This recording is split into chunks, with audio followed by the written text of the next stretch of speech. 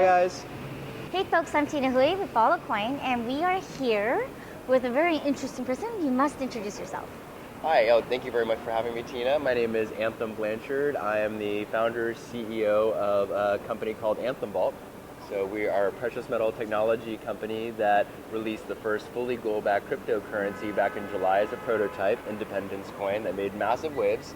And now we're going to be releasing the first fully gold-backed cryptocurrency. So in May, we're going to be launching a full version of a gold-backed crypto called the Hayek that's going to enable our clients to use the gold that they have at Anthem Vault to spend to pay other people, very much like PayPal. Very cool. Thank you. Isn't Hayek your last name? It's actually my middle name, but close. So that was part of why Mom bribed my naming rights for, and he's really famous, Frederick August Hayek, not only as a Nobel winner, but also for writing Denationalization of Money and Choice in Currency in the 70s and advocating for private commodity-backed money because central banks ultimately never hold by the guidelines that they're given. So Hayek realized, pretty smart guy, we need to have private competing currencies. Well, that's what they say, free trade economy, right? Yes, most definitely. Too much monopolies will just break the mold of innovation. Exactly, yeah, it hurts all of us consumers and individuals out there who want choice, so. It's exciting to have choice. Yes, choice is fun, choice is good. We like choice. So Anthem, what an amazing name. Is that actually your legal name? It is my legal name, yeah. It's actually Anthem Hayek, so my mom actually bribed my dad a bag of silver for naming rights. Wow, look at that. It's pretty wild. Could you give some background as to how you got into precious metals and gold and silver? Yeah, I guess you could say I was kind of born into it. So my parents were big in the gold industry. They founded the largest gold coin company in the world, Blanchard and Company, that they sold to GE Capital. And so, yeah, it's still a very large coin company, although the family doesn't own it. And then I work with a company called goldmoney.com.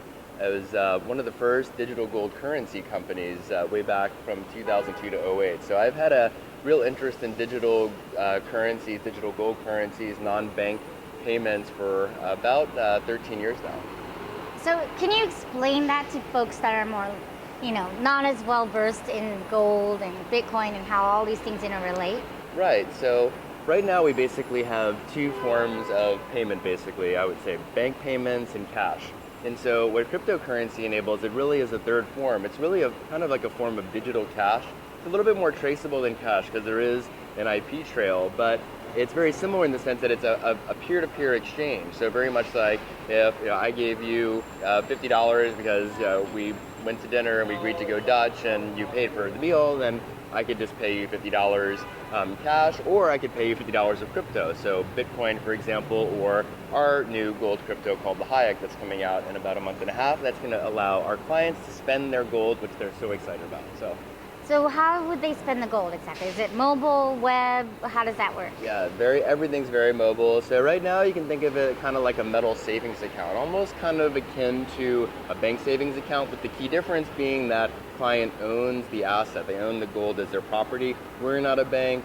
We don't use any vault operators that are banks, so there's no balance sheet risk. So when you have a bank, there's always balance sheet risk because anything that a bank touches ultimately is contagious to their balance sheet. So why does it not affect the balance sheet? So the key reason is because bank accounting works in a very perverse way, in the sense that if I loan you $5,000 as Anthem Blanchard, it's a liability. If I was Anthem Blanchard Bank loaning you $5,000, it would be an asset to me. Right. So it's very perverse in that sense. And so if we went right now and deposited cash at a bank, the accounting transaction, which is what holds up legally in a court of law, is that cash becomes a deposit liability to me now. If money is owed back to me, now that cash is actually the bank. So that's a very, very key, important concept to understand about bank accounting. Interesting. See, now we're learning about bank accounting, and then you're saying that with gold and silver transactions, that's null and void. Exactly, because Anthem Vault is not a bank, and so we vault with non-bank vault operators. So because of that, then there is no balance sheet risk. And that's different than, let's say, a stock that's held at a brokerage company, and street name is what they'll call it, where there's a holding bank there, there's balance sheet risk there. Or sometimes with ETFs, for example, where there's a bank custodian, like GLD is a really well-known gold ETF. Well, there are bank custodians there, so there's balance sheet risk with that gold they're holding. So why would you do, transactions in gold with Hayek versus Bitcoin, for instance? Yeah, so good question. So if you look over the last 12 months, Tina, we look and we see about $50 million worth of Bitcoin transaction volume per day. Now, if we look at gold in the last 12 months, it's about $100 billion worth if we factor not only spot physical gold, also derivatives, ETFs. And so the gold market is literally 2,000 times more liquid than the Bitcoin market. And there's already very, very full-form COMEX and futures markets and hedging instruments for treasurers, CFOs to be able to employ. So gold provides Bitcoin with 2,000 times liquidity, and what we're able to do, take the world's most trusted store of value for 5,000 years counting in gold, Yes. and be able to meld it, integrate it with the world's most innovative medium and method of exchange, which is cryptocurrency, peer-to-peer transfer. So we're giggled silly about it. We're super excited about Sounds it. exciting. We're geeking out about it. Yeah. Well, when you we're meld stoked. trust with actual innovation, it kind of makes things a little bit more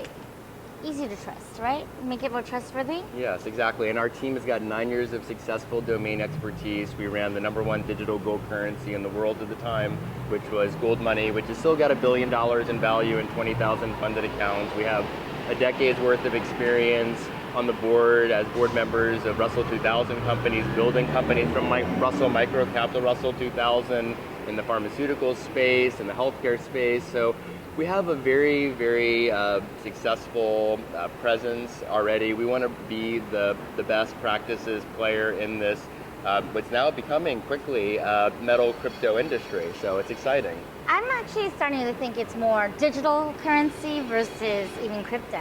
But am I right or wrong?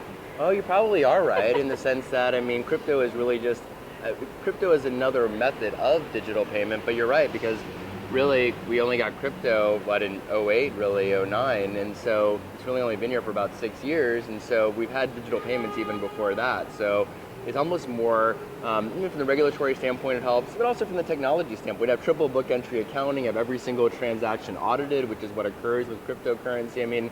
To go from double book entry for 1,000 years and now go to triple book entry, where every transaction is audited, not just half of 1% like all of our traditional financial audits today. It's a pretty massive revolution, I think, Tina. What were you saying earlier? It's crypto? It's crypto. It's cryptastic. Yes. It's gotta squeeze that in there, right? Yeah, that's so crypto. So. Yeah, you were telling me about this. It's really fascinating to see what the difference is between like e-gold and Anthem versus Bitcoin, and so many options are opening up in the digital currency space. Mm-hmm. So could you speak to differences, benefits, why somebody would choose to do that over the other? Yeah, sure. Commodity versus currency? Absolutely. With gold, we have a natural check against human action in the sense that we haven't figured out a way as humans to create more gold out of other substances that are more plentiful.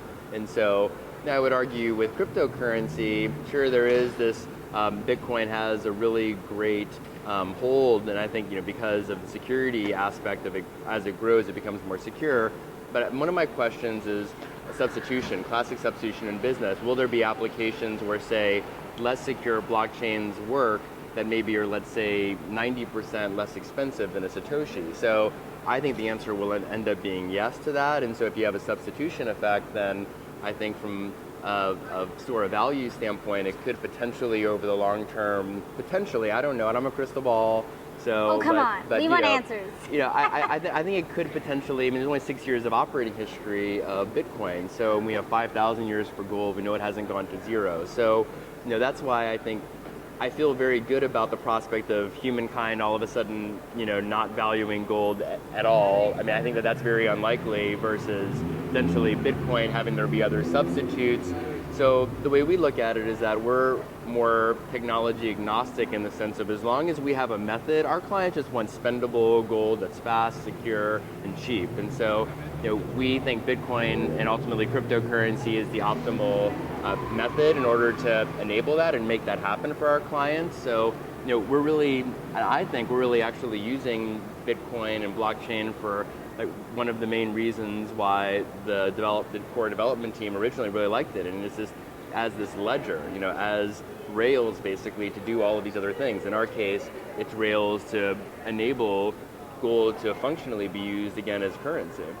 So what happens when you go on to Anthem and you make a transaction in gold to Bitcoin? Is it gold to Bitcoin or gold to fiat and Bitcoin? So here, yeah, so it's fiat. So we actually do offer Bitcoin to gold. So we've offered that for about a year and a half. And so you can do that.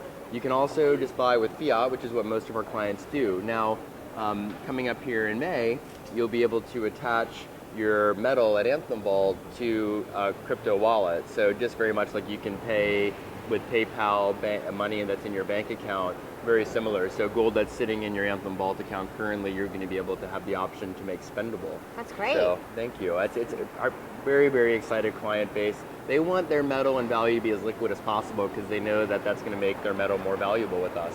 Right. So, I mean, what do they get in return? Is there like a contract of sorts or a certificate, and then you get to go spend that? Well, it's not a certificate per se, but it's a cryptographic receipt, you could call it, right? So that goes on a ledger. Exactly, precisely. Gotcha. And basically they have the right then, that receipt gives someone the right to then redeem that receipt for metal and Anthem Vault account.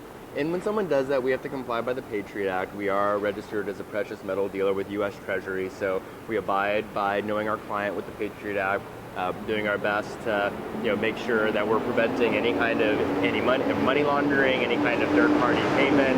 We check any kind of anti-money laundering. We check the Treasury list for terrorists, and so we do all the things that we're required to do as a precious metal dealer. When someone wants to basically, you can say, redeem their cryptographic receipt for gold in their Anthem Vault account, if they haven't already identified that themselves legally, then that's when we ask them to do so. So it's how we make sure that we're in all compliance with the law, but at the same time be able to provide our clients with the innovation of being able to have peer-to-peer transferable, spendable metal. That's fantastic. I mean, why wouldn't you try, right? And then I guess the bigger question would be how many different how many folks are actually transacting with Bitcoin as a commodity versus a currency? And I guess the uptick will be very fascinating to watch come May. Yeah, I think it will be. I mean, we have handfuls of Bitcoin to gold orders already, and we have 2,500 accounts. We have over $2 million in sales just from the savings account aspect. So we think that with this unique selling proposition, it's got to pass our mom test. So, I mean, it's going to look like PayPal to you. So, I mean, this is not going to be what you're used to in terms of these tradable crypto assets that other than crypto traders might get a little intimidated by it. My mom has to be able to use it. Our director of Strat Dev's mom has to be able to use it. My mother-in-law has to be able to use it. So there we go. It has to pass the mom test. Well, hey, let's think about this for a second. 80% of all household decisions and purchases are made by women. So the mom test is very important. I agree, Tina. I completely agree. Well, I think it's fascinating. I like that it's a fintech technology. You're just kind of bridging the gaps between gold, which is, the oldest standard of value, right? It doesn't really fluctuate much, so it's interesting. Do you actually see Bitcoin maybe disappearing someday, or do you see Bitcoin's value holding steady as with gold?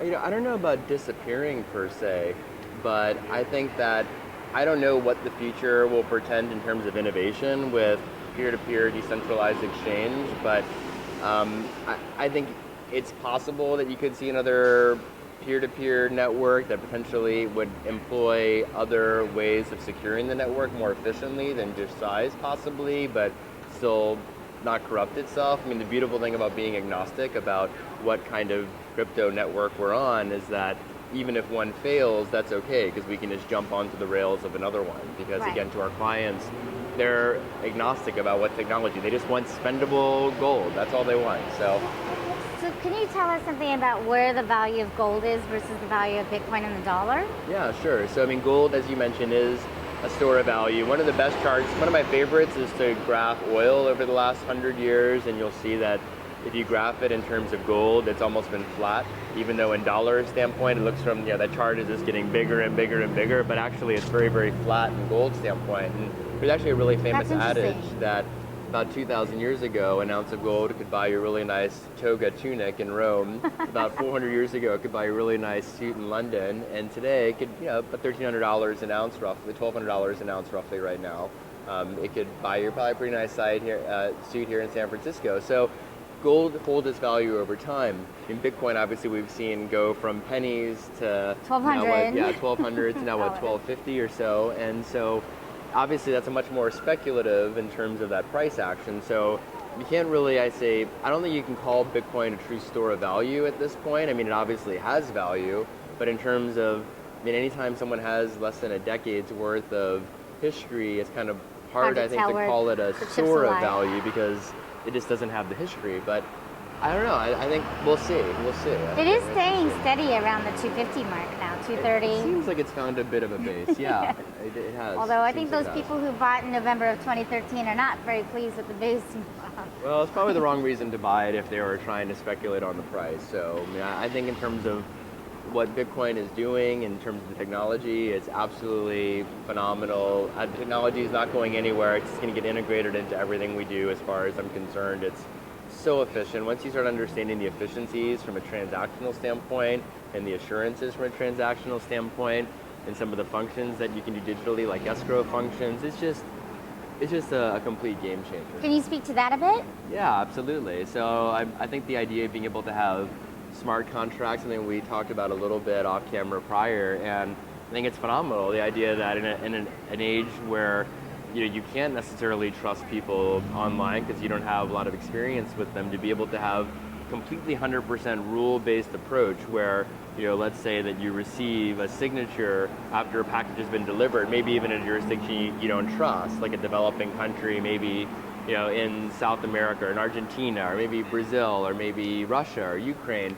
and know that you can have automatic release of payment the minute that a signature is shown on a website to have been signed and a package delivered. So that'd be, I think, that's a really, really novel, I think, that'd be great. usage. And then you can track it and be like, okay, why are you not at my door yet? Have the payment track with the tracking of the package, and that way you can minimize anger of well, where's my package? Okay, I already sent payment. Where's my package? So I think that it's going to help a lot of conflict resolution for a lot of e-retailers. I think there's a lot of possibilities there.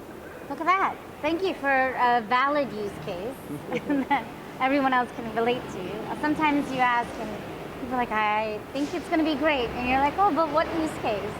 So that's an exciting one. I appreciate that. Well, there is a lot out there. I mean, there's a lot to get excited about. I think at the same time, we try to say, okay, there's a lot to get excited about, but let's focus on the present. Let's focus on our current reality.